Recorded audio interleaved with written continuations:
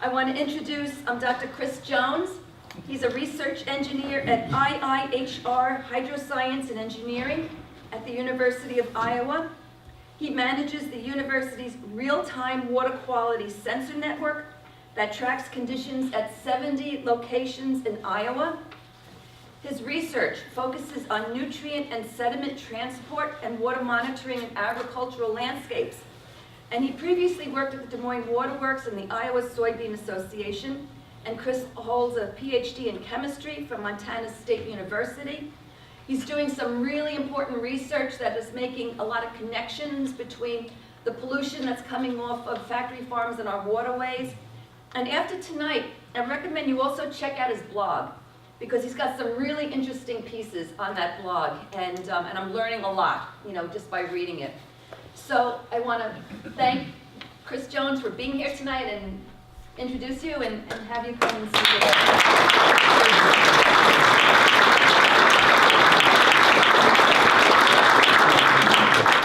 So can everybody hear me okay? If that's good, I won't use the mic.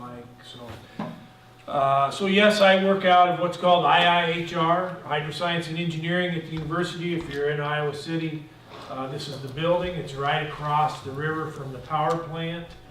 IIHR is an institute within the College of Engineering. It's almost 100 years old. There'll be a 100-year anniversary in 2 years, or in 1 year actually. And historically, there's been a lot of work done here, research for the United States military, especially the Navy, on ship hydraulics and that sort of thing. Also, quite a lot of research done on fish passages in western U.S. Was done here. And so this water quality component now that the Institute has taken on is relatively new. And so my first boss there was a guy named Larry Weber. You may have heard of him. Started the Iowa Flood Center. Grew up on a dairy farm in northeast Iowa and has been interested in water quality, and hired me about 3 years ago to sort of lead the water quality component of the work that's going on in the Institute.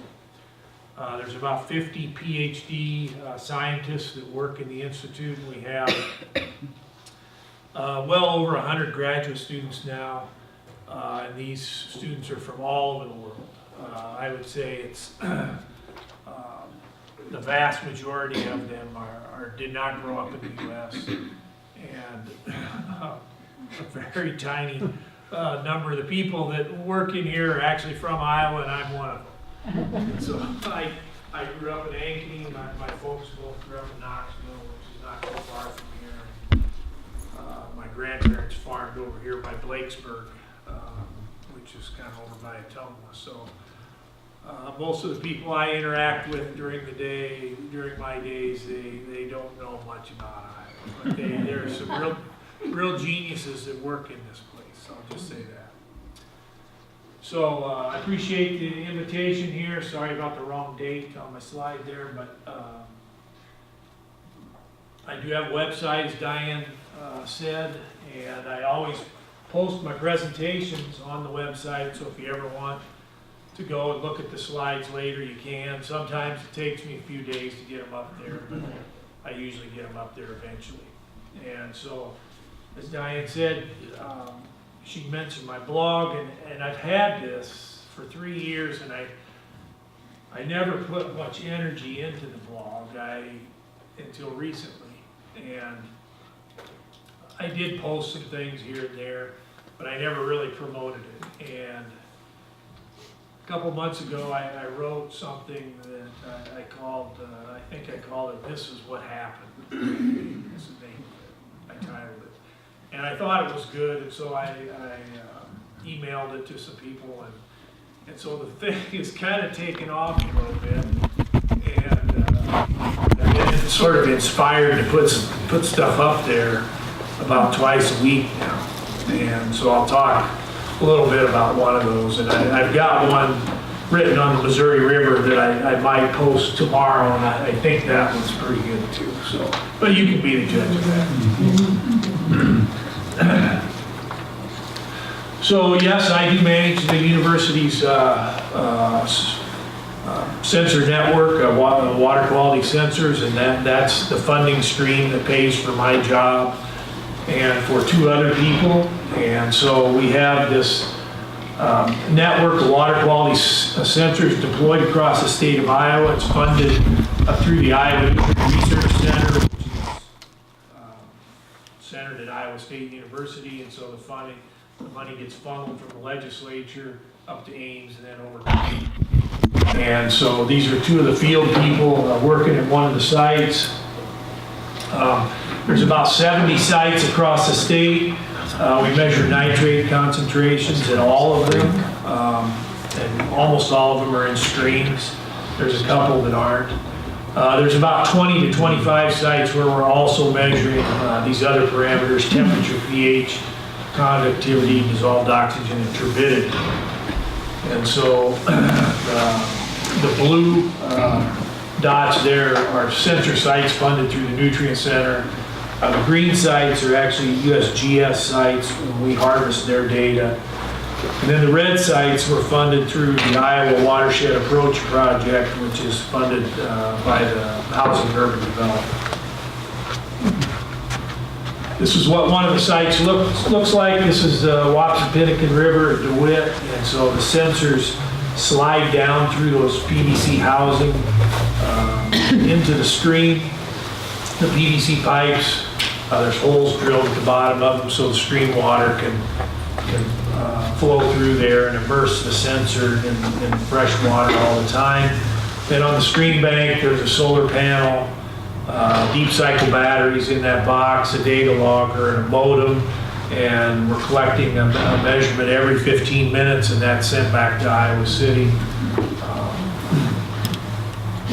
And here's a picture of one of the sites. This one on the right, I know, is at a wetland in northeast Iowa near the town of Osage, where we measure the water quality going into the wetland and the water quality coming out of the wetland.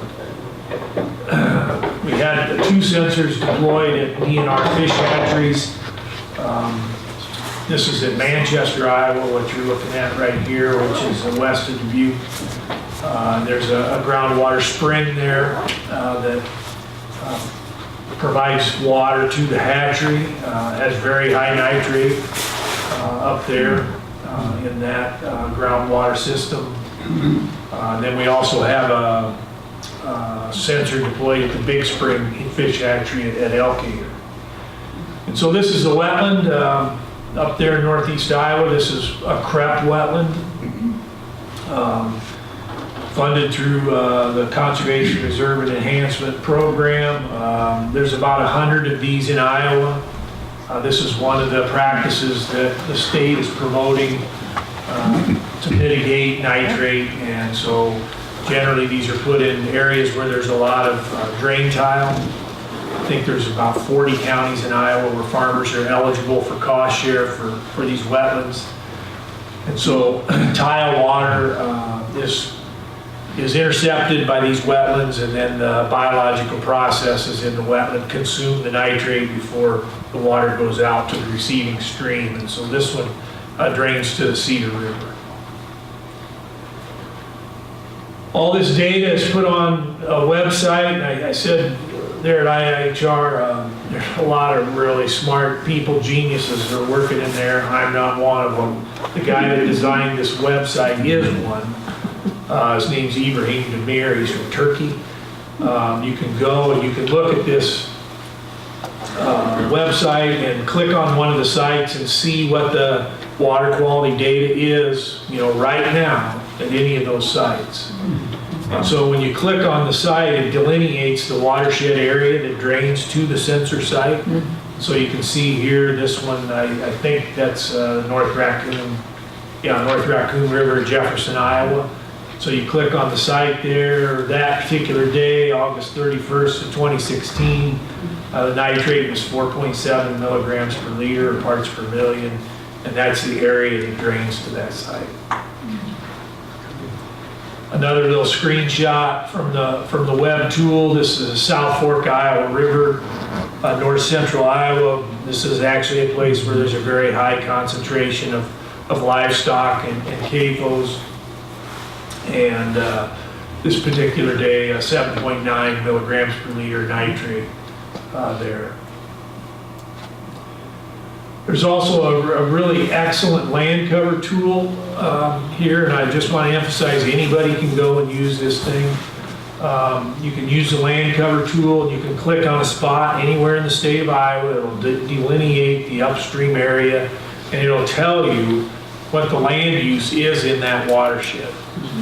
So this spot is Iowa River upstream of Iowa City, and you can see 38.4% of that land upstream of Iowa City is in corn, 29.1% soybean, and then all these other land covers you can see. So this is really quite a fantastic tool to use. And so with the money that I get from the Nutrient Research Center, we have 2 full-time field staff that work on these sensors. Of course, these are scattered all the way across Iowa, clear up to Rock Valley, Iowa, which is a long ways from Iowa City. So they're doing a lot of driving. And the various equipment that's needed for the sensors, we do have a quality control program where we verify the accuracy and precision of the sensors. The guys are collecting samples at the sensor sites every 6 weeks, and then those samples are analyzed in a lab to make sure the sensor is measuring accurately. And then there's a lot of website maintenance. There's a developer person that we've hired that maintains the website. So this is really a one of a, there's nothing else like this in the world, I can tell you that. A real-time water quality sensor network with this web tool. So it's a fantastic tool, and I really encourage you to explore what you can do on that. And so we take the data, and of course we try to deliver it to the public so they can use it, but then we also try to generate some science with it.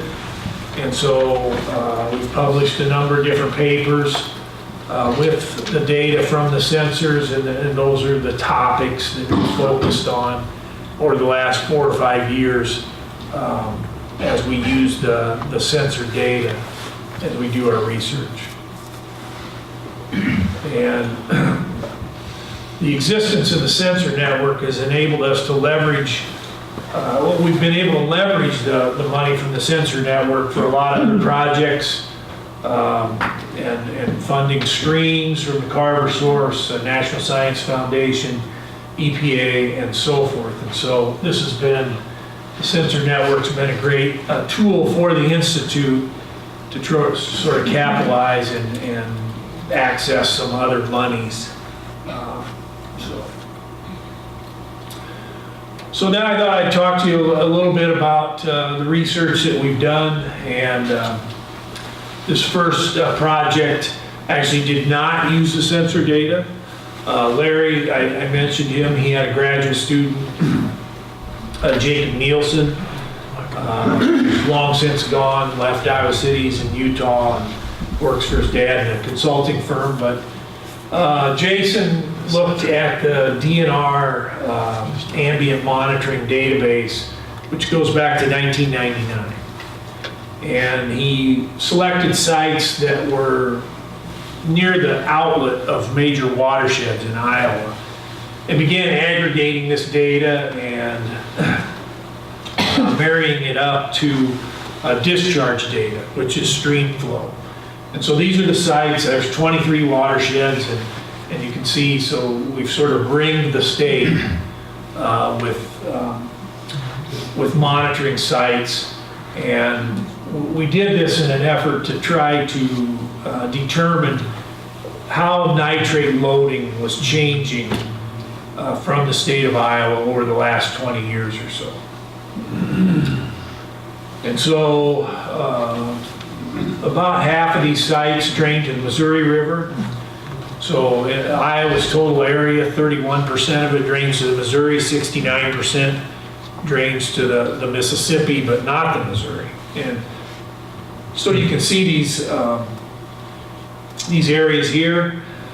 Jacob aggregated all the data. He wrote his thesis and summarized everything from Iowa, and then he left. And so after he left, I took his thesis and tried to see if there was a paper there that we could publish.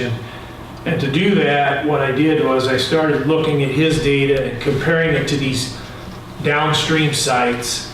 The Missouri River there, Hermann, Missouri, the upper Mississippi River draining to Thebes, Illinois, and then down at the bottom at St. Francisville and Melville, Louisiana.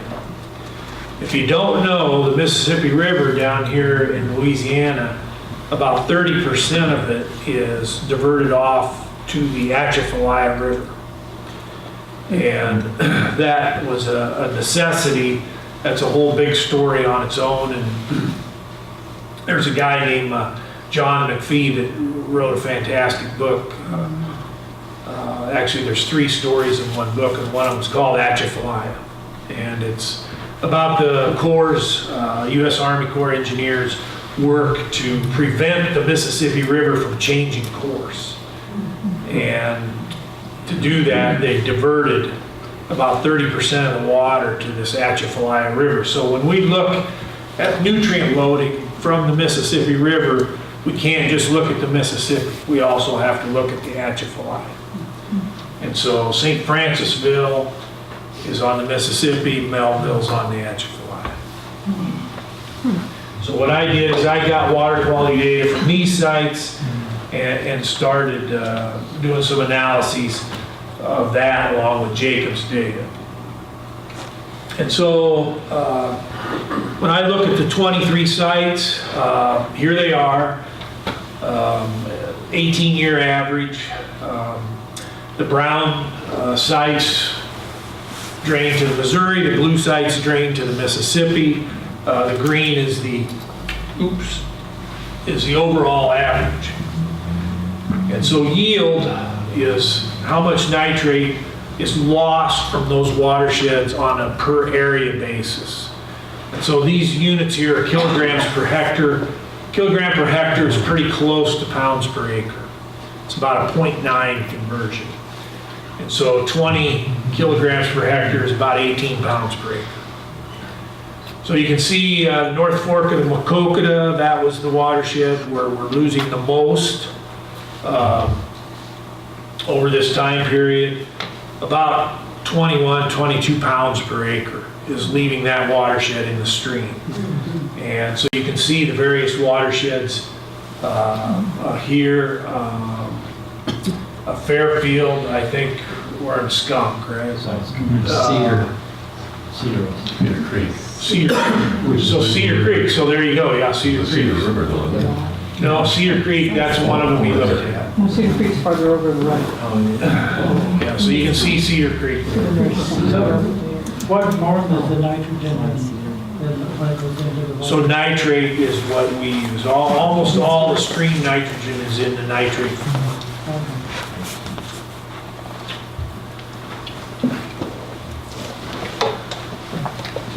So one of the things we wanted to determine was how this is changing over time. And so much of these year-to-year variations in stream nitrate correlate with weather and stream discharge. Now that doesn't mean the weather is causing the nitrate to be in the stream. It just means that, you know, we have a water-soluble pollutant on the landscape. The more water we have on the landscape, the more of that water-soluble pollutant is going to move off. So whenever we look at stream nitrate, we always have to consider weather and how weather manifests itself, and that's in stream discharge, okay? So if we look at one of these graphs, let's look at the upper left. The green bar is, let's see, okay, the top graph is nitrate load, okay? And so the green bar is the entire big watershed. The blue bar is just the non-Iowa portion. Okay, so when I publish this sort of information, there's all these sensitivities I have to consider. So I can't say, here's Iowa and here's everything else. Yeah. Here's the whole basin and here's the non-Iowa portion of the basin. So,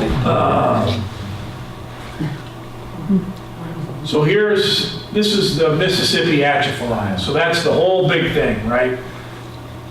So this is nitrate load. The trend from 1999 to 2016 is pretty flat, right? Actually declining a little bit. But then when I add in Iowa, all of a sudden the slope of that line increases. Okay? But because I have to always consider the weather and the discharge, I look at that as well. And so the blue line is the entire basin, and the green line is when I add in Iowa. So you can see for discharge, when I add in Iowa, it doesn't change the slope of that line. But for nitrate, it does change the slope of that line. So what that tells us is, this trend that we see in Iowa is not because of some unique weather to us relative to the rest of the basin. Okay, everybody getting that? Yeah. So this is the entire Mississippi here. This is the upper Mississippi at Thebes, Illinois. You can see the same sort of thing. And then this is the Missouri, okay? And so we can see that things that have happened here over the last 20 years in Iowa are, different than what's been happening in the whole rest of these larger basins. So that's the message. And so this paper, I never felt there was really a whole lot of intellectualism in this paper. It was just, telling a story with some pretty simple data, but I think these graphs really caught some people's attention. And so this is the Iowa fraction here. So 0 would be 0, 1 would be 100%. So this is the Missouri River. The green bars are the nitrate, the blue bars are the water, and the red bar, or the red line, is the area. So in the whole Missouri River Basin, 3.3% of that land is Iowa. But about 55% of the nitrate in the Missouri River is from Iowa. So we have 3% of the land and 55% of the nitrate. We have 12% of the water. Okay? The upper Mississippi at Thebes, you can see we have 21% of the land, we have 21% of the water, 45% of the nitrate. And then the entire Mississippi Basin, we have 4.5% of the land. We contribute 5.9% of the water and 29% of the nitrate. So a real disproportionate contribution of nitrate to the Mississippi stream network relative to our area and the amount of water that leaves the state. And so now I'm in English units here, and I'm sorry. So here's this map again, and when I look at how nitrate has changed, trending, and we look at this at 5-year running annual averages. That's how we do that to sort of even out these crazy weather that we have. And so I can, with this data, I can go back to 2003 on the 5-year running annual average. That's the first year I can calculate it. And so for this area of Iowa draining to the Mississippi, that's increasing about 57,000 tons per year. The Missouri increasing about 38,000 tons per year. And down here at the Gulf, increasing 52,000 tons per year. But when I subtract out Iowa, we can see actually the nitrate load to the Gulf would actually be declining, okay? So this is sort of an important thing because we have this Gulf Hypoxia Task Force here, which is a consortium of the state agencies and tribes in the area. And the goal was to reduce the loading down here by 45% by 2035. And originally the goal was to reduce it 45% by 2015. That came and went. They extended it out another 20 years because we weren't making any progress. But we can see without Iowa, that actually would be declining now. Okay. And so, why? This question is, why are things in Iowa seemingly different from the rest of the larger basin? So we might look at the total acreage that we have in crops. And when I looked at the Iowa fraction of the U.S. Midwest, and actually our fraction of the corn and soybean area is declining, especially soybeans. Okay, so the orange line up here is corn, the brown line is combined, and then the green line is soybeans. You can see the soybeans. 1999, we had about 18.8% of the soybean area in the U.S., and now we're down to almost 14%. Okay, and so what we've seen here over the last 20 years is not a huge expansion of acres in Iowa, but on the fringes of the Corn Belt. All right, in places like North Dakota and Kansas and Kentucky. Places that ordinarily would not be growing corn and soybeans, they are now.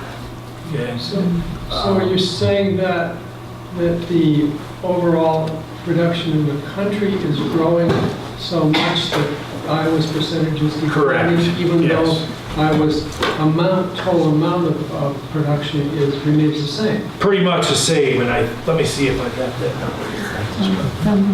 So I think in this time period, our acreage might have increased like maybe 2%, some nominal amount, not much. Well, you have it at the bottom. Oh, there it is, yeah. It increased 500,000 acres out of 22 million. So whatever that is, it's about 2%. So our acres, here in Iowa, everything that can be farmed is farmed, and it has been for a long time, and that's not changing. What's changing is some of these other areas, especially west of here, the Dakotas and Kansas and Nebraska, where it would have been wheat ground or other small grains, they now have converted to a corn and soybean system.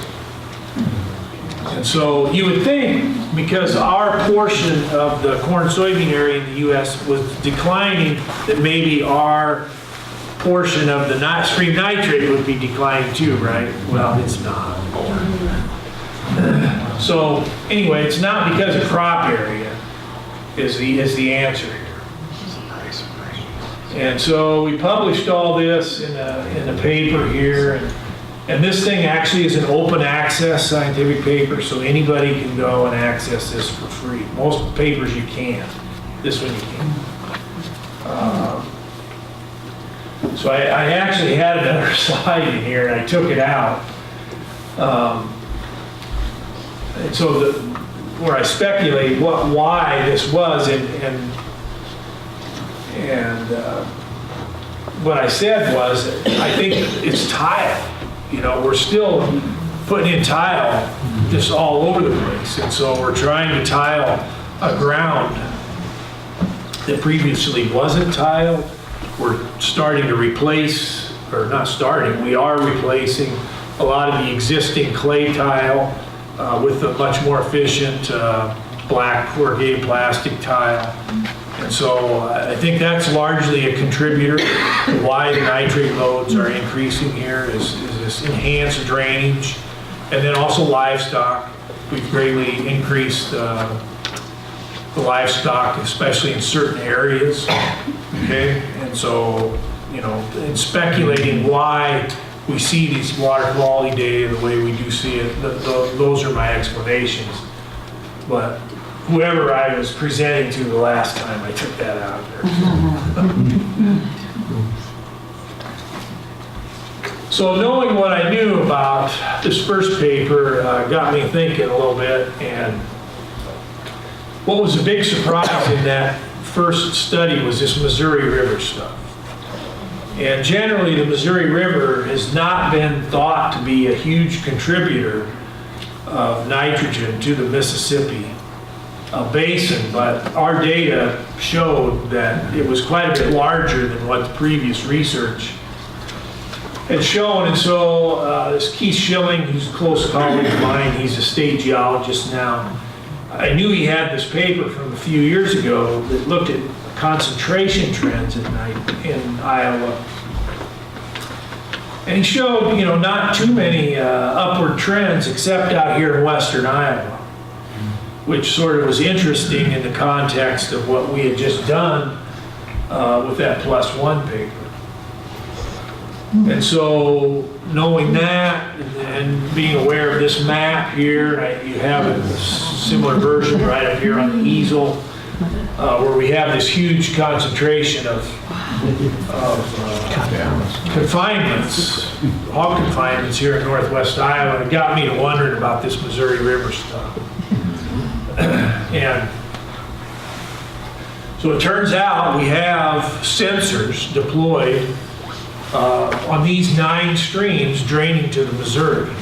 And so I am going to be talking about the sensor data now. And so this is the Rock River, this is a Floyd River. This, I think, is what we're calling the Monona-Harrison Ditch.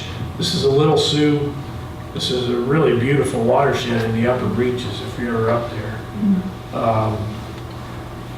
Soldier, Boyer, West Nishnabotna, East Nishnabotna, and Nottely. Okay? So I have sensor data from all these sites. I looked at 1 year, 2017. And I became aware of this data set, which has been publicly available for a long, long time.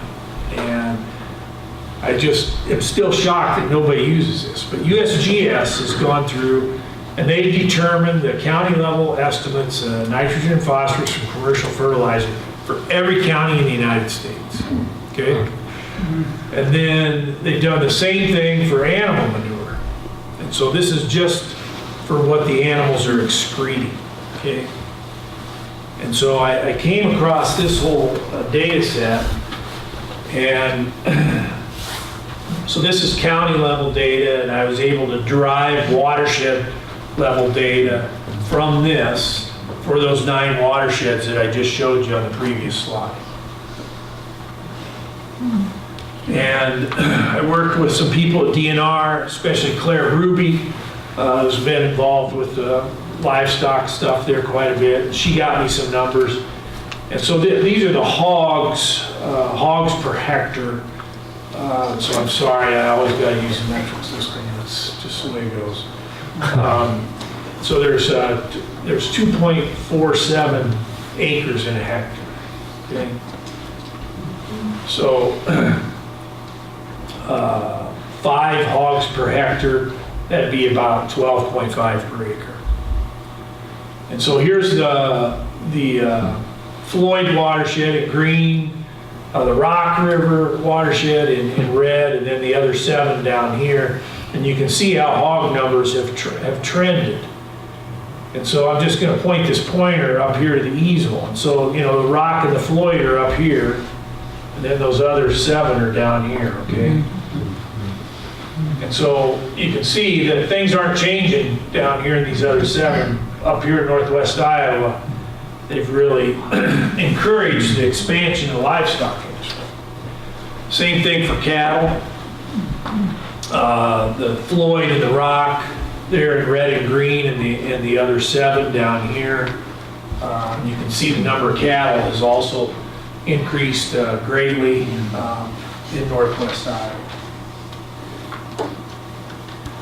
So when I look at the sensor data for stream nitrate for those 9 watersheds,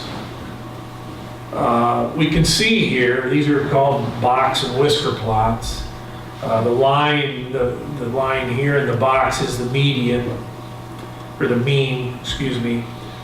We can see the rock and the Floyd are quite a bit higher than the other 7. Okay, and that's where we have the highest concentration of livestock. And so the rock and the Floyd together average about 13.7, I think, and the other 7 average together about 7 milligrams per liter. So the rock and the Floyd have about double the concentration of stream nitrate as the other 7, excuse me. And so, as I said, whenever we do these things, we always have to look at weather and precipitation. We always have to account for that. And so we would expect the wettest watersheds to have the highest nitrate. In fact, that was not the case here. The Rock and Floyd are the 2 driest of those 9 watersheds, okay, in 2017.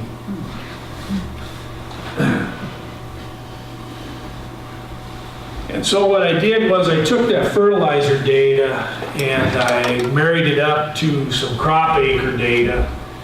And so I have nitrate concentration on the right, and I have the amount of commercial nitrogen plus the amount of manure nitrogen generated per corn hectare. So this is kilograms per hectare, and remember, kilogram per hectare is about the same as pounds per acre, 0.9. And so, and this is per corn hectare. And so the Floyd and the Rock, you can see we're well over 300 pounds per acre in those 2 watersheds. And we can see the other 7 here. And then we can also see, the Floyd and the Rock have the 2 highest nitrate concentrations. The East Nishnabotna and the West Nottoway have the lowest N rates, and they also have the lowest stream nitrate. So, again, it's not rocket surgery, as they say. That's right. It's straightforward. And so these rates here are really pretty remarkable. The Iowa State recommendation for corn, when you consider all the continuous corn acres and the corn after soybean acres, comes out to be about 154 pounds per acre statewide. So you can see we're well above that in all 9 of these watersheds. And so the nutrient strategy, of course, is our main policy tool for dealing with these issues. And right in the nutrient strategy, the policy section, we have written there, the approach to addressing the diverse and weather-driven nutrient transport from Iowa non-point sources. Well, I'm just saying it's not weather-driven, okay? Yes, weather correlates with these year-to-year variations. There's no denying it. But when we look at a stream pollutant, for example, a stream pollutant like nitrate, well, it's water soluble. And so we have supply considerations and we have transport considerations. So the transport considerations are, of course, the weather and the rain and how much water is in the stream. The supply considerations are how much of that pollutant is on the landscape to begin with. And so much of our policy has been driven by the idea that, it's all transport limited. Okay, we just need to look at the transport considerations. Well, I'm saying no. I think we still have supply considerations in our watersheds, that we need to look at the nitrogen supply. And that's something we don't want to do because most farmers, they want to make sure that they have enough nitrogen. Okay? Excuse me, who wrote the non-point source policy? Well, I don't have the name of an individual, but, this is a document put out by, these 3 institutions.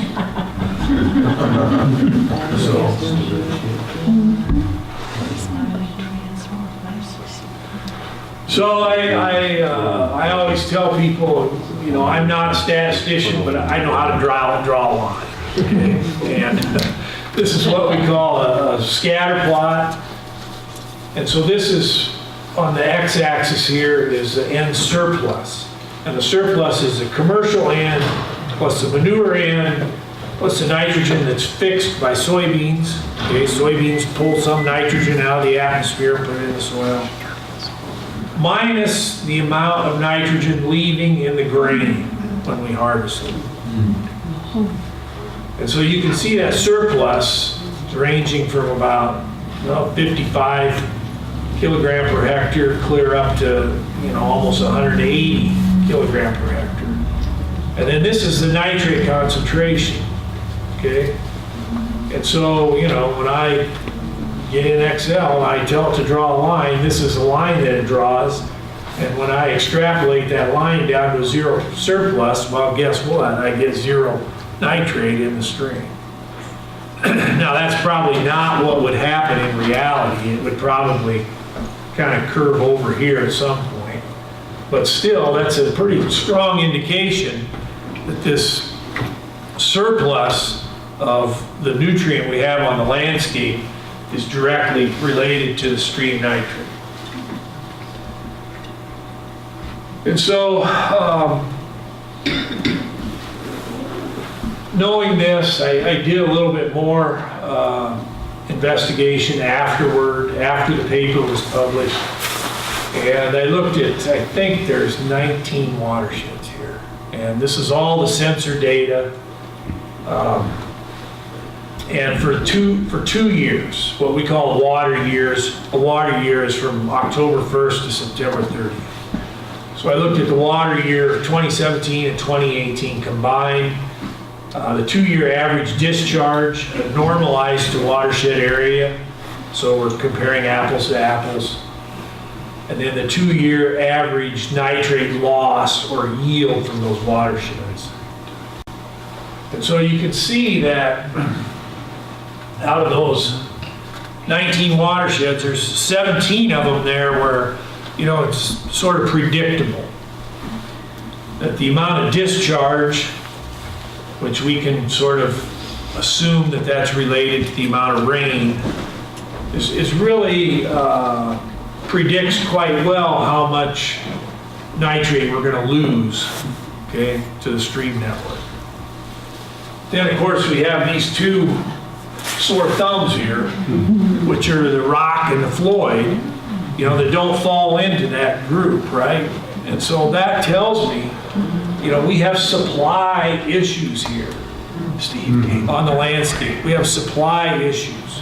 We have issues with managing the supply. And so we know up there, you know, there's a real high density of livestock, but we also know they buy almost as much commercial fertilizer up there as they do everywhere else. So, you know, to me, this is real low-hanging fruit here. You know, people always want to ask me, what can we do? What can we do? Well, you know, I don't have the answers, but I do think this suggests, you know, a starting place, right? Of where we could start looking at things from a statewide perspective. Here's another similar graph. Down here is row crop fraction. Okay, the fraction of the watershed that's in row crop. So if it's 0.7, it's 70% is in corn and soybeans. And here's their nitrate loss. Okay, same 2-year period, same watersheds, and you know, we got some good predictability there. Then we got these three up here. And this is the Yellow River watershed, which is right here. This here is the Upper Iowa, which is right here. And this is Turkey, I think. Yeah, Turkey right here. And so all three of these are up here in this driftless area or the Paleozoic plateau. And so we have real thin topsoils there. Okay, the bedrock is really close to the surface. We have this karst topography, which is very porous, okay? And the water can get right through the topsoil and down to the karst real easily. And we can see these are the outliers here when I look at this. Considering how much of that land is being farmed, the nitrate should be way down here, right? It's way up here. And so, up here, this was traditionally a lot of dairy up here, okay, up until, the 80s, and then we started to get this wholesale conversion to, more conventional corn, soybean. And I think you can really ask the question, should we be growing corn and soybeans up there at all? Can we do it there sustainably? In most of these areas in Iowa where we see nitrogen or nitrate downstream, is it that year's fertilizer? Well, maybe, but probably it's been cycling through the soil profile and all the processes in the soil, and it may take many months or even years for this year's nitrate to get to the stream. Up here in northwest Iowa, I think that is this year's fertilizer, okay? I think there is some direct field, there's much more direct field to stream loss up there because we don't have any storage of water or nutrients in these thin topsoils. Northeast, Yeah. yeah. Is that what, did I not say that? Northwest. East. Northeast, yeah. So you do mostly surface water testing, you do aquifers and So we have done these 2 springs up there in northeast Iowa, in Manchester and Big Spring, and the nitrate is high up there. That Manchester site is one of the highest sites, actually. so people's drinking water wells are really high. So Manchester, the city of Manchester, I think they do have an issue with their drinking water. And they might have nitrate removal, or they dilute it down with, some other wells or something. But yeah, there are issues up there with potable water and nitrate. So moving on from that one, this was something I did on my blog. There's 56 Huck 8 watersheds in Iowa. Okay, and a Huck 8 watershed on average is about 1,000 square miles. These are the number of people that live in all of them, okay?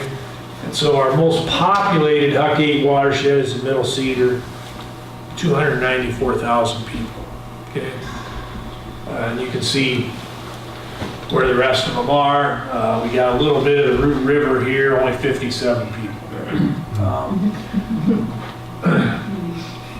But using the livestock numbers, I was able to determine the human equivalents in each of those watersheds in terms of livestock. So like a hog produces about 3 to 5 times as much waste as a human being, okay? And a dairy cow is like, produces more waste than any of our other livestock animals. It's maybe about 10 times as much as a human being. Is that like a yearly waste? Pardon me? Is that a yearly waste or? Yeah, so like a 200-pound hog produces 5 times as much waste as a 200-pound person. So knowing how many hogs are in each of these watersheds and how many cattle and how many chickens and how many dairy cows, these are the human equivalents in each of those watersheds. So like the Middle Cedar at 294,000 people, well, the livestock waste that's generated is equivalent to 3.9 million people. Are you saying that like hogs' digestion system is incredibly inefficient, or? No. So when a pig is born, it weighs 3 pounds. And when it goes to slaughter, it's about 250 pounds, is that right? And so it goes from 3 pounds to 250 pounds in 6 months. So it's growing, it's growing really, really fast. Okay? So a hog is gaining, more than a pound per day. And so to do that, it's got to eat a lot, right? They're hogs. That's what they do. They eat nonstop. And that's, one of the reasons why they're a good food animal is because, they eat nonstop and they put on weight so rapidly. And so as a consequence, they generate much more waste than we do. If we were putting on a pound a day, we'd be generating more waste too. So anyway, this is the number of human equivalents, and the biggest one is in North Raccoon, about 9.3 million people there in terms of livestock. And so, again, this was a map. I never would have dreamed this thing would have taken off the way it did, but it sure did. And so I just...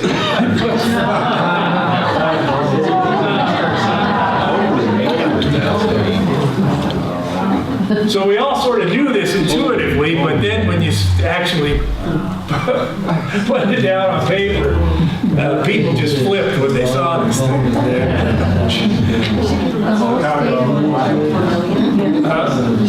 Yeah, well, so altogether, we have, in terms of livestock waste, we have the equivalent of 134 million people in Iowa. 134 million, and none of it's processed. Yeah, correct. 134 million. And so just based on that, we would be the 10th most populous country in the world. Right below Russia and right above Mexico. And so,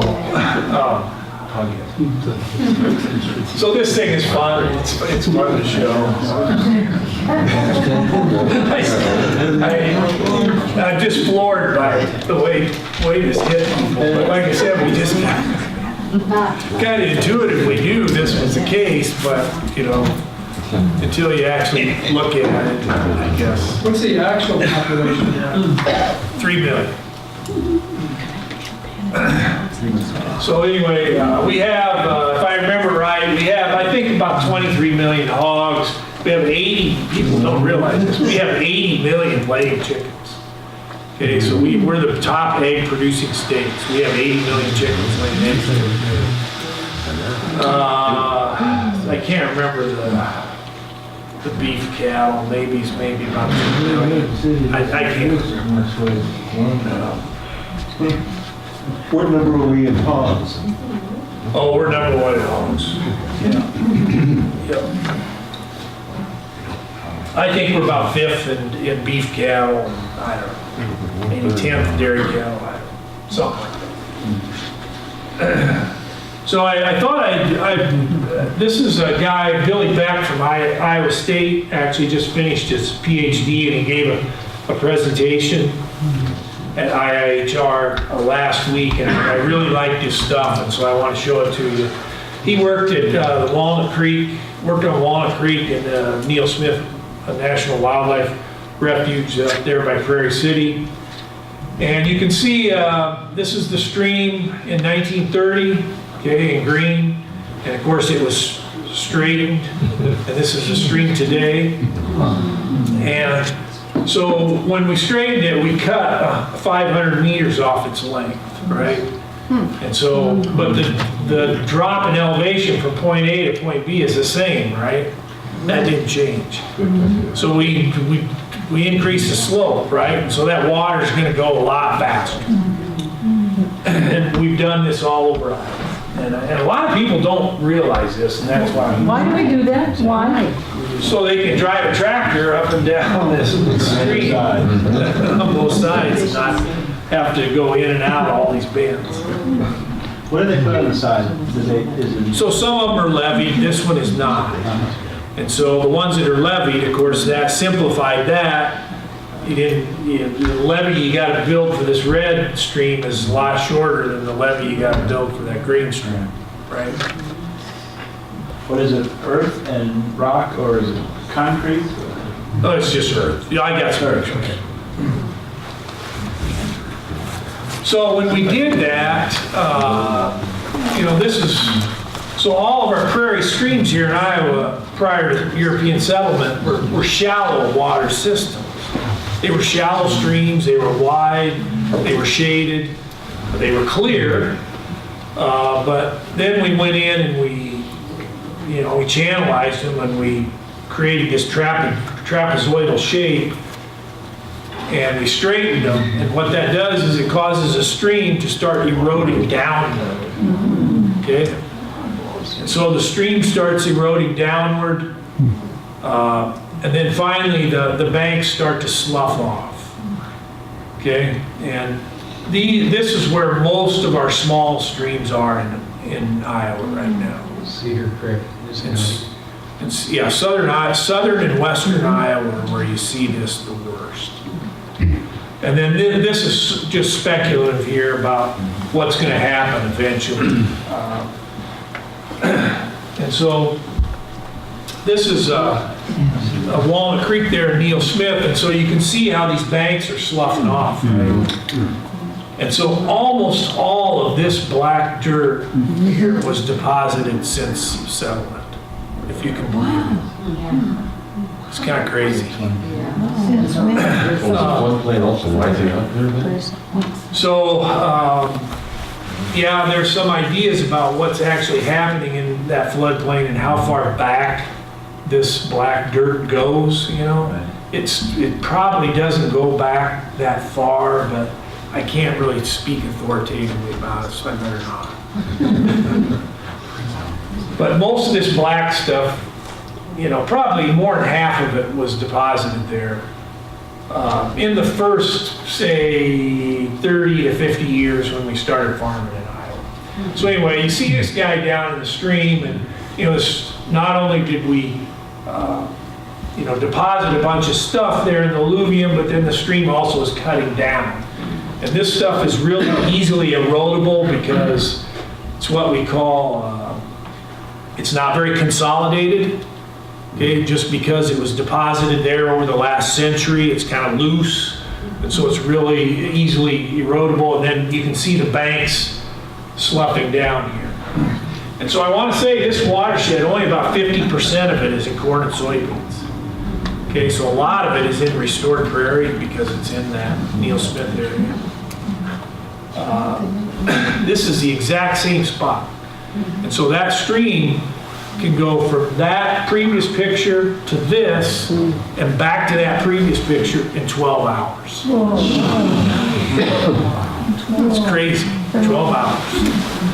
Because when there's no crops in the field to sequester the water, you know, it just runs off immediately, it's gone, and then the stream drops right back down. And so you can imagine those sloughed off banks, you know, where are they? Well, they're in Lake Red Rock, right? They're gone. And so, so as part of Billy's research, and I wrote a blog post on this too. He looked at this, and so he looked at the phosphorus load from that stream in 2015 was 9,400 kilograms, right? Well, 6,100 of that was coming from the channel. 7,000 of that was coming from the channel. So the channel sediment and the stream bank, right? So there's nothing the farmer can do, right, to prevent that from happening at this stage. You know, the cake has been baked, right? He could, this would be stuff that the farmer could address. This would be, you know, overland flow, which would be field erosion, and groundwater be coming from the tiles. And so he can take this down to zero. It's not going to affect this that much. And so, you know, in the water bill that passed last year, Senate File 512, it did not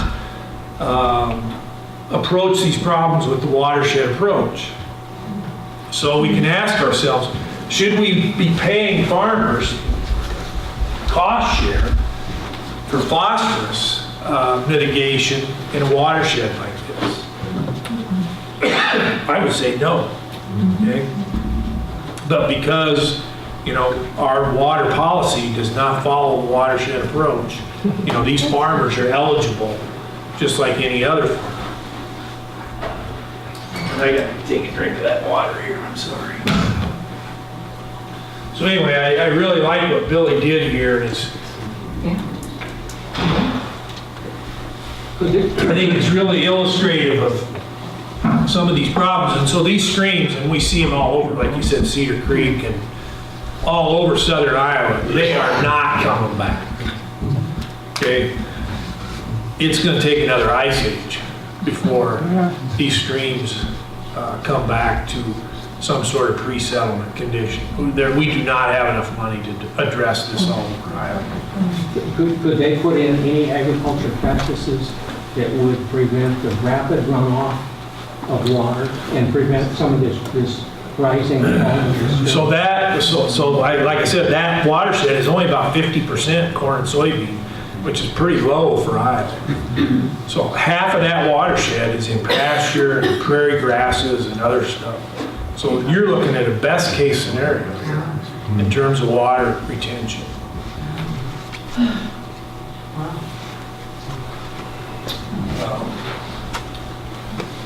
So anyway, kind of go back to my stuff here. We determined that in terms of Iowa's annual nitrate load, it's increased about 73% since 2003, 55% in areas draining to the Mississippi, but 132% in areas draining to the Missouri. So again, this suggests some real targets that we can look at. Phosphorus is a little trickier. Phosphorus is much more related to overland runoff and precipitation. Bad news is 43% increase since 2004, but good news is 71% decrease since 2011. Phosphorus, it's going to be a little bit harder to figure out. And so some of my thoughts going forward, one thing I think we really need is nutrient budgets at the watershed scale. So right now, we're trying to manage this at the field and farm scale. Well, when we've got some of these watersheds with an immense amount of livestock, it tells me that we need the ability to manage this at the watershed or regional scale. We've got no framework to do that right now. The nutrient center and the nutrient strategy, we need to focus on the watershed approach. We need to do a monitoring, and honestly, we do have a lot of good monitoring data in Iowa. I know a lot of the environmental people think we don't, but in my estimation, we do have some really good data here on stream nutrients relative to other states. We need new practices. I don't know what they are. I'm not a farmer. I'm not an agronomist. I'm not even an engineer. I'm a chemist. So, and we need some strategic communication. Like I said, I had that one slide that said this weather-driven nutrient transport. We need to really think about who we're accountable here to. So, you know, I'm a public employee, and so I feel like I'm accountable to 3 million people, not 80,000 farmers, right? And so I think we need some strategic communication on how we're going to talk to people about this stuff. Just like that Walnut Creek thing. I mean, we need to realize what's achievable here. And so there you go.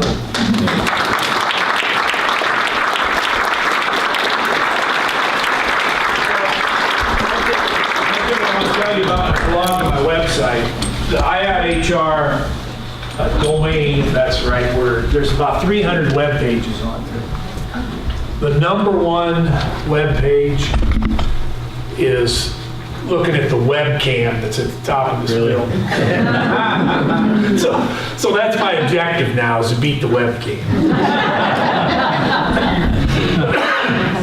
I got a question for you on how do they determine what's worth monitoring, and the reason I ask that, I'm from south central Iowa and from the Sherritt River Basin, which doesn't show up anywhere here, and I don't think showed any monitoring or anything, and yet that's a watershed that's used for an awful lot of drinking water. You know, the Rathbun Rural Water Association, last I knew, they went almost to the Mississippi River in the southern tier of counties, at least in Iowa, providing drinking water to the towns and farms, and a lot of down into east Missouri too.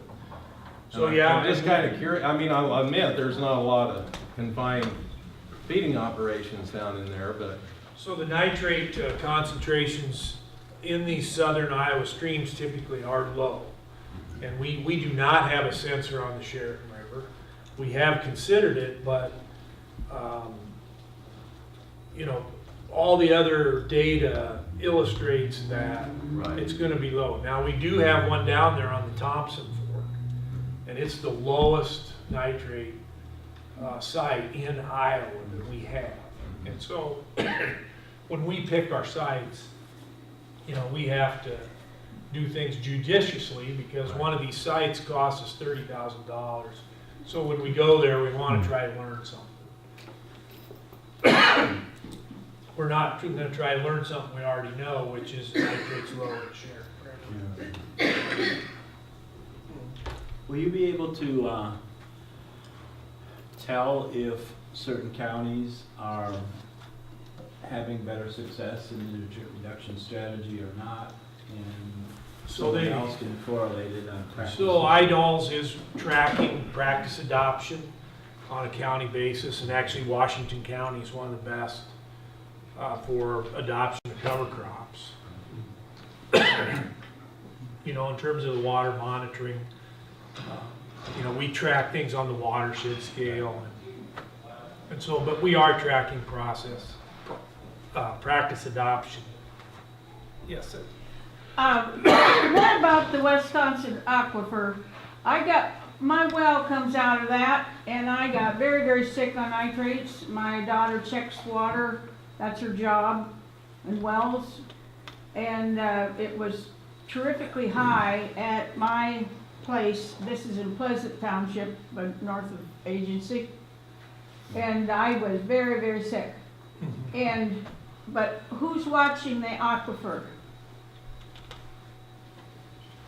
So you can, actually, there's what's called the SWIRL study at the University of Iowa that tracks groundwater monitoring throughout the state. And so we have the AIDS to County, or the Grants to County program, where people can get their wells checked for free or a very nominal cost. All that data is tracked up there at the university, and has been for many years. And so there is a database that's looked at nitrate and coliform bacteria in these samples from the Grants to Counties program.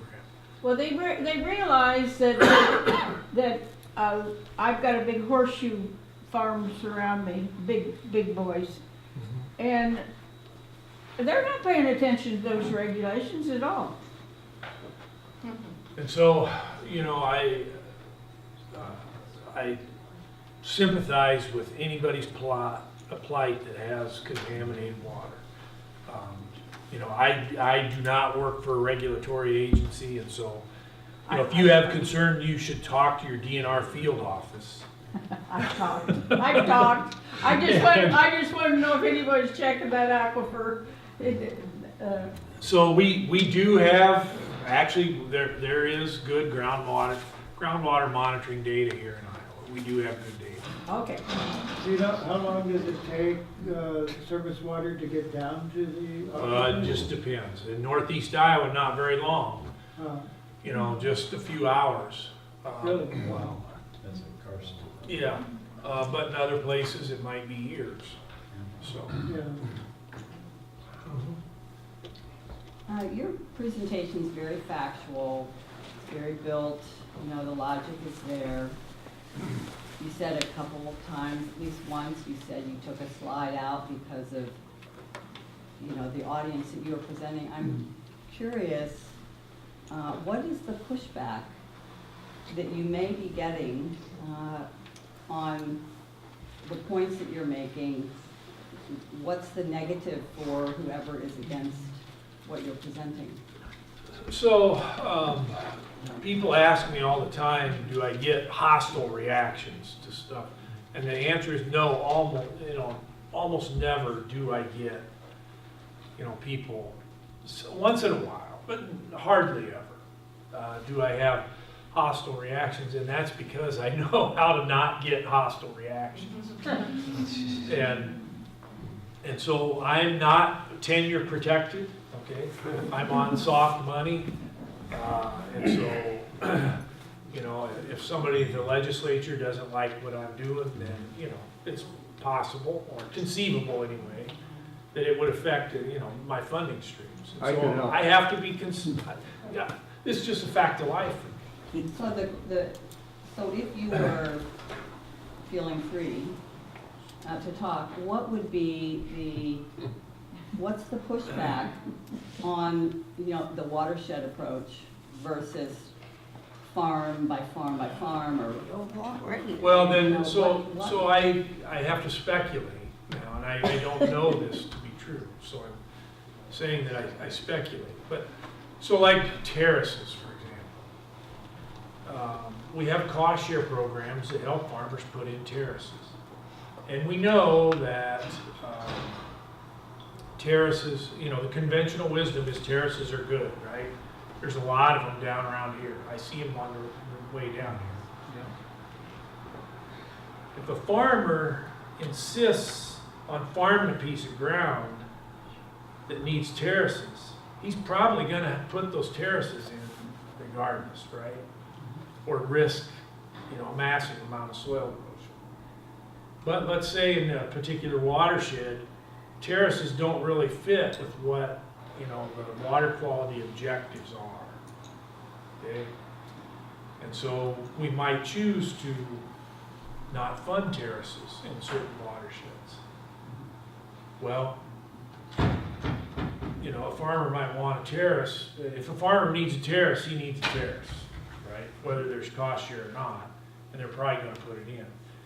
And so I think the idea about not using the watershed approach is we make these monies available to everybody. There's no favoritism here, okay? We're not picking winners and losers. That's the argument against the watershed approach, is that if we have cost share in a certain watershed for a farmer to put in a terrace, he's got an advantage over a farmer in this other watershed where there is no cost share. Okay? That's the rationale. Could I add to that? I was a state legislator last year. I was on the Ag Committee. These things were not discussed. There you go. That's right. The party that's in control does not want this discussed very deeply. That's right. And if you're in the minority party, you have no control at all about bringing these things up for a discussion. That's the power of having the majority, and when the majority feels a certain way, they control what's being discussed. If I could add one more thing to that too.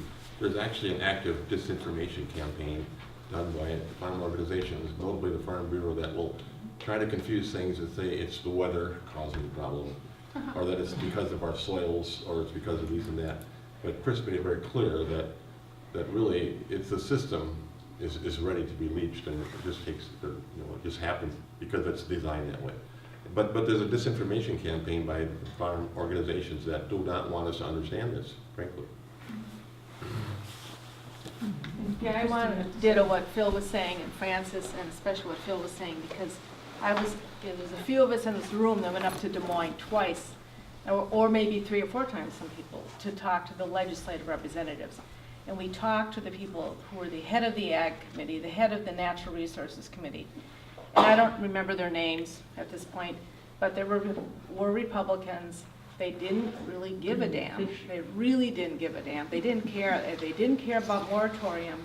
Not interested. They thought the water quality in Iowa was just fine.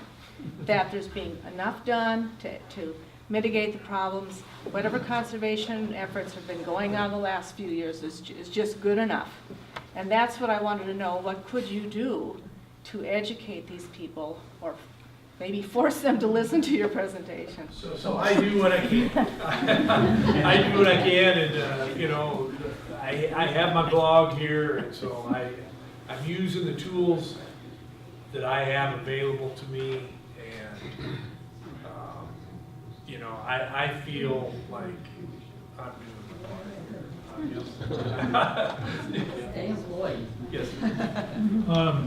I just want to say thank you for presenting in particular the meticulous watershed-based research that you've been doing, and the way that, just this whole thing. A lot of us, some of the people in this room, trained to be water testers.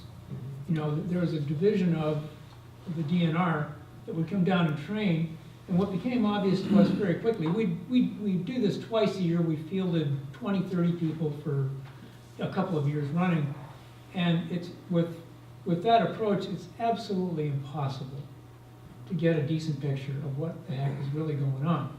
And so this to me is extraordinarily valuable work, and adding a relatable statistic that also has a sense of humor behind it, like the cities, you know, that's brilliant, actually. Well done. You know, I just gotta say, nothing I do is brilliant. Well, you know, call yourself a genius for that. That was a smart word. But this gentleman had a question earlier about what can you do. It's interesting, you're saying that the amount of drainage tile, especially efficient plastic drainage tile, is still going up in the state, even though we see what the effects are by looking at this data. So we have a student working on aerial photos for the Middle Cedar watershed, and I know this will be a head slapper to you, but it's true. There's 1,200 miles of new tile going into that watershed every year. 156 to mile. And it's like over 1 million miles total, right? Yeah, nobody really knows, but I think it would not surprise me if it's somewhere between 2 and 3 million miles. Yes, sir. The taxpayer money goes into putting in that tile. Taxpayer money goes into doing edge of field practices, cover crops. A lot of taxpayer money that's not, they're not farmers, okay? That's money going in to do that. I've been looking at phosphorus up in Hardin County. And any place where they apply hog manure to the ground, they're putting anywhere from 2 to 4 times the crop removal rate phosphorus on that ground. I've also looked at the commercial fertilizer, and by the way, I would like the link to the USGS site for the commercial fertilizer, if you could put that on your presentation. Yeah, if you message me somehow there. Okay, okay. The research there that I've done says 100 pounds per acre. The commercial fertilizer, 100 pounds per acre. Crop removal rate is 58 pounds per acre for 180 bushel corn, okay? I've tried to look at as to why they're doing this. And there's a dozen reasons why they're doing this.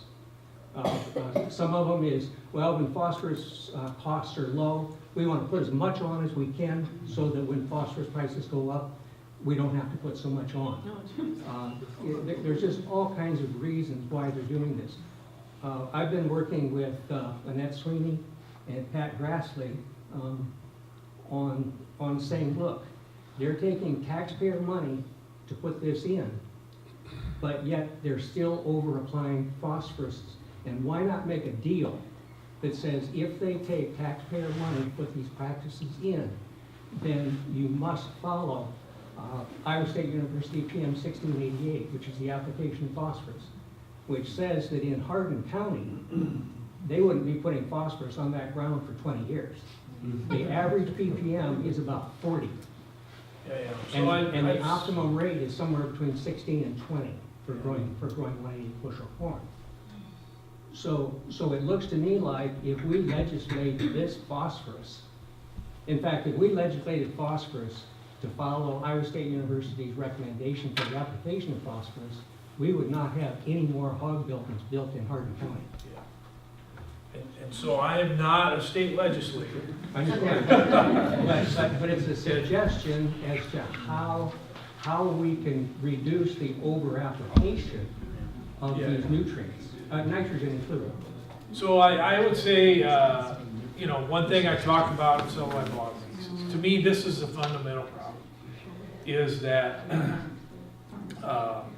in the United States, we deal with these problems historically through cost share programs. And so the taxpayer participates in this, and the rationale is that farmers are taking private actions that the public benefits from, and so the public should have skin in the game, and you can make that argument. But at the same time, we indemnify the system with publicly supported crop insurance. And so I don't know how we square those things in terms of policy, that you know, we have a great abundance of commodities all over the world right now, especially here in the United States, and we pay farmers to, you know, help them reduce their environmental impact, but at the same time, we indemnify them on their operation. And I just don't know how you make that work. I don't think it's a good model for our country. But, you know, these are huge issues that need to be resolved, in my view, at the federal level. And so, If I could comment on the phosphorus stuff. Yes.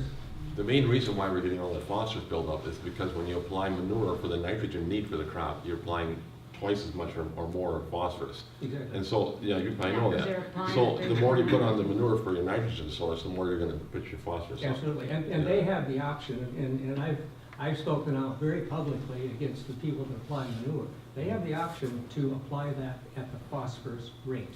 Absolutely, then they gotta buy nitrogen fertilizer. And that is correct, and when I talked to Iowa Select, one of the representatives from Iowa Select said, and he was a farmer as well, okay? He said that the best corn crop he ever had was when he applied it in the fall at the phosphorus rate, and he side dressed nitrogen in the spring, in the next summer. He said that was the best corn crop he ever had. But what he's saying is also is that in the fall, the farmer wants to get rid of the manure, get it out of his mind. He wants to get it on and not worry about it for the rest of the year. And that's the psychology or the thinking that the farmer is doing. They just want to get rid of it. They want to get it on the ground and get it out of their mind. Can I ask a question, rhetorical question? Look up in northwest Iowa, and the manure management plan for all those people says that you can only apply enough nitrogen for your corn crop, no more. But yet they're 350 pounds, so that raises the issue, are they following the manure management plans? You don't have to answer that. We can guess. so I don't know. I mean, who knows? You've got, like in the Floyd River watershed, there's 870 some permitted confinements. And so that's just in the Floyd, 900 square miles.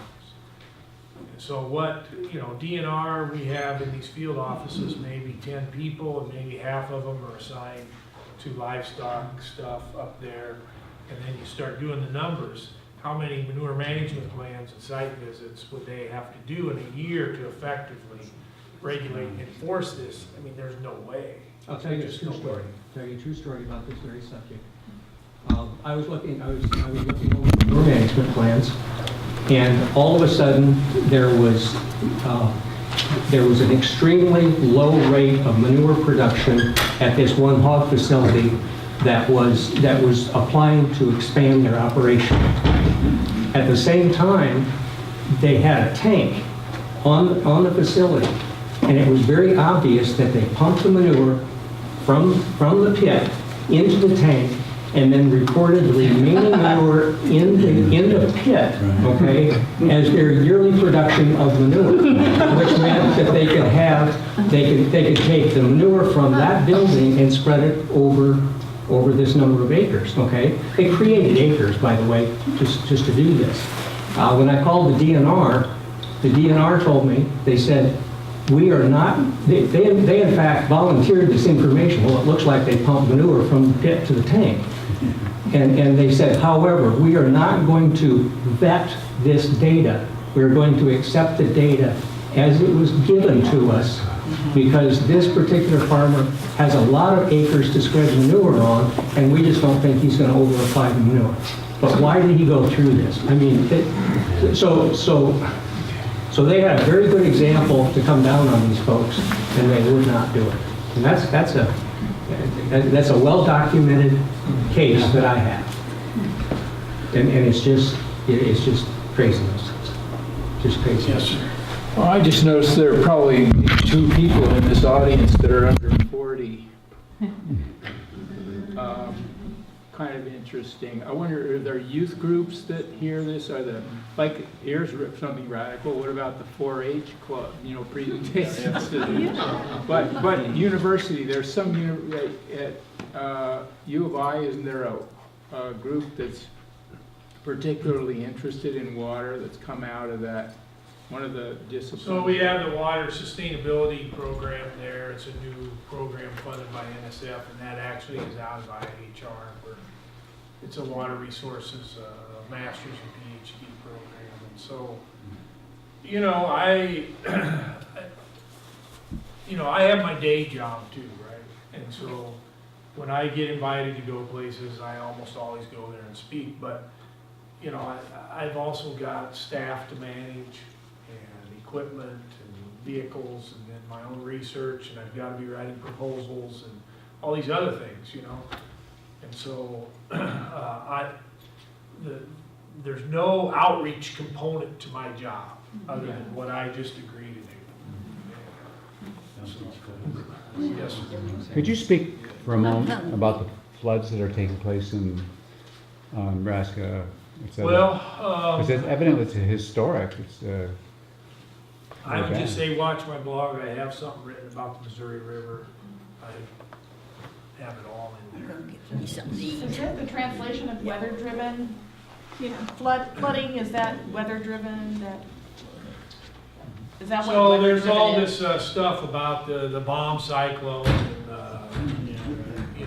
the Corps favoring endangered species and climate change and all this other stuff, which are all considerations, but the fact of the matter is, that floodplain, you look at a map and you see the Missouri River has been all over out there prior to when we got here. So the Missouri is a wild river. We tried to sort of shackle it with the dams and the levees and everything else, but. Well, I was kind of talking about the three-member group that finalized the report and summarized Iowa's problem as partially weather-driven, or nitrite. So it's getting wetter here, there's no doubt about it. That's climate change. It's, it's probably, since in the last 100, 125 years, depending where you're at, precipitation's probably increased between 10 and 25%. And so, that's big. So all this research that you've done and reports and everything at U of I, for whom are these reports written? I mean, who is supposed to read them? Who are they supposed to influence? Or if it's not in the category of what I'm thinking, like this Ag Committee, is there anybody you could give some reports to? Well, I give my reports to anybody that asks for.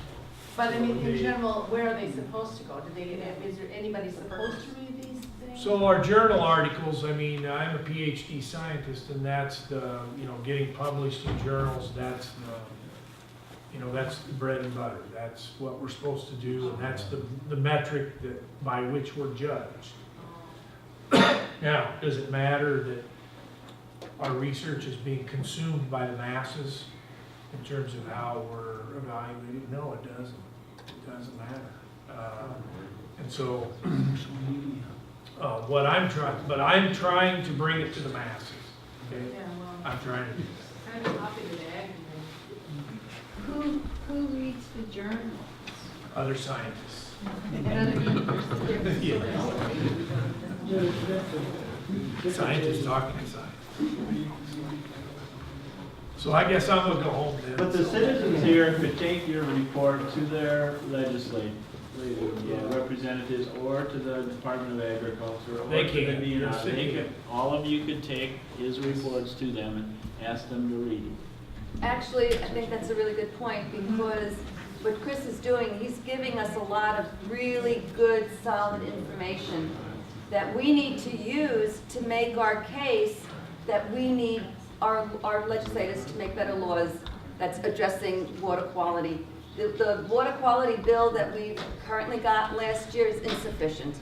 I mean, you know, this is a, what I think, like a $4 billion cleanup project, you know, and that number just keeps growing, you know, because the amount of pollution just keeps growing. So what Chris is giving us is like valuable information for us to take and use to really advocate for better laws and a factory farm moratorium. So I really want to thank Chris You're for welcome. coming and